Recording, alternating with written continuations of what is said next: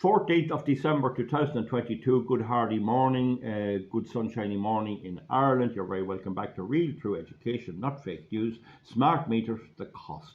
Joe Finnegan was on Shannon South Northern Sound. He's a presenter, a long-term presenter on the Shannon South Northern Sound radio channel in the North Midlands and North East of Ireland, and it's sponsored by EirGrid, the main system operator. Okay, ESB is the system owner. The EirGrid is the system operator, and they pay and sponsor Shannon South Northern Sound Radio. Now, Joe Finnegan had on a lady representing the ESB pushing these smart meters, and he was, by the way, trying to fish out and bring it to the public and all this. So I didn't hear it, but I have it recorded by somebody, and I heard it. And one of the things he never asked the lady who represented the promoter, the ESB, is if the smart meters are free of cost or not. Who pays for the capital cost of putting them in? It costs millions to put them in. And I've done my investigation. I have contacts in various places, and the answer is it's going to be added on to the bill. They're going to recoup all the cost of these smart meters from your bill. Okay, so that's what they didn't tell you. That's why I have in my channel not fake news. These millions have to be brought back. Who's making these? Where are they going to be generated? Who's going to get the money from making them? What company is going to import them? What company abroad is going to make them? Have any of the government shares in those companies? This is the thing we have to keep watching. You couldn't watch these people, and I'm trying to get people to be a bit more alert and not to be just take all the here and to think it out. So they never asked if it's free, and folks, it is not free. The smart meter is placed on the bill as a charge. That's the best information I can get. We came very close to blackouts in the last 3 or 4 nights in Ireland. There was no wind at all in places. There's a big thing on Sky News that there's a wind drought all over Northern Europe, and particularly Britain. But there's a wee bit this morning. There's about 26% of the grid being provided by wind. But don't forget, the forecast is that's going to drop away off later on today. And as it does, the gas and coal and oil hot steam plant has to be kept running. So while it's looking like the wind is making a contribution, you must remember that they're not turning off the ordinary plant, and therefore you're burning fuel anyway.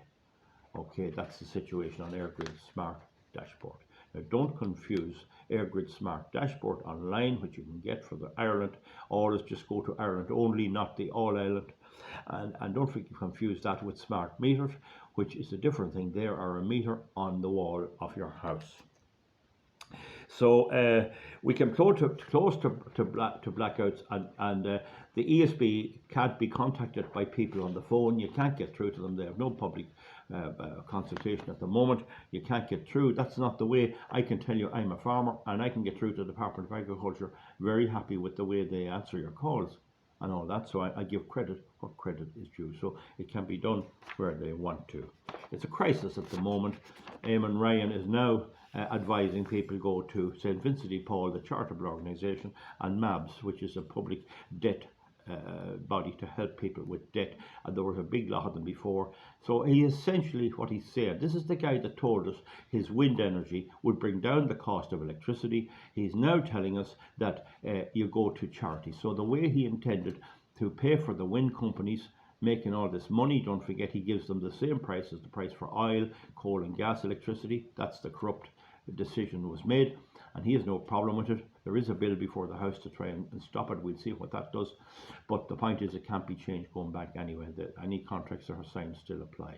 So he's the fella told us it will bring down the cost of fuel, of electricity, and now he's telling us the way he's going to do that is get the charitable organisations to do it. In other words, you'll be met going into church or along the street or a public collection at Christmas for St. Vincent de Paul, and you're going to be paying someone's ESB bill, which in turn is going to go to energy companies, including wind energy companies, in BlackRock Investments and SCA Electricity and all these. You're actually paying for these companies at the behest of Mr. Ryan and the Irish government. Now, what I remember wanting to mention in this, the Fine Gael leader at the time, Andy Kenny, and he says, what solution have you? Well, I think surely enough, there is such a thing as peak demand. and having everyone doing their washing and using electricity just at 5 o'clock on a winter's evening this time of year when they're almost at the peak. We're using 1,000 more megawatts of electricity now than we were 3 or 4 years ago because of the wind farms using it and the data centers. So we're using a lot more power. But the thing about it is, if they appeal to the public and give us proper information without spin, lies, windmills, renewables, or electric cars or anything else, and said, would you please do your washing in the morning at 3 a.m., switch your machine on and do the washing in the morning. Do the drying at 2 a.m. or at 7 a.m. or something like that. Please do not use much electricity between 3 p.m. and 8 p.m. I actually believe the Irish people would respond and they'd rise to the occasion and they would do it. They would cooperate a lot better than any spy on the wall or any smart meter. I certainly wouldn't be so vicious as not to do that. Leave the bit of electricity there is for where it's really needed. Okay, that's what they could do. But these people are power hungry. They are power hungry despots. And the idea of asking you is not in their nature. It's not in their nature. And they've sent out a leaflet to households, stay warm and stay well, after them doing this to our electricity supply and putting a carbon tax on our coal and gas and banning coal gas and all of that. So the point about it is, folks, there is a cost for the smart meters. There is a cost. They are not free. I cancelled mine. I did it publicly on the channel, and I urge you to do the same. So folks, give me a thumbs up if you agree, give me a thumbs down if you disagree, and if you're making comments, please make them in pure ordinary logic. And I want to thank all my subscribers and those who make encouraging comments, because there's an old saying, everyone needs a little encouragement. Bye, and we'll see you back. Thank you.